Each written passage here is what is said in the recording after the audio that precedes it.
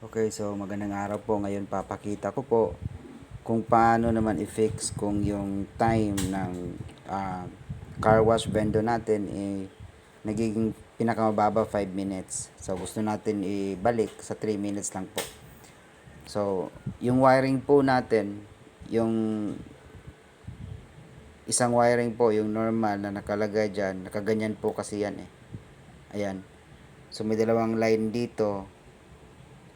Yung sa inyo po, red tsaka white eh. Tapos dito orange at tsaka white ginamit. So same lang po yan.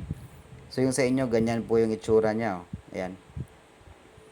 Tapos nakakonect dito na side yung white na yan. So gagawin po natin yung white wire na nakaganyan, puputulin natin dito banda. So bali dito na side. So yan. So nakakonect siya dito sa left, nakakonect siya sa right. So puputulin natin so magiging ganun siya. Ano?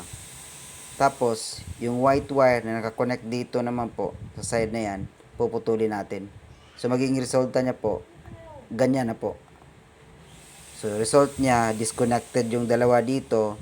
Tapos yung red wire nyo po dito, yan, yung red na yan, red wire dito, tsaka yung white wire dyan, bali yung pinutol nyo dito na nakayo, ganon, magiging ganyan siya.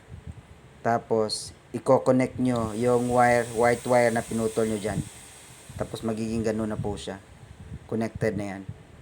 So, ang result po niya, dapat ganyan po yung itsura niya.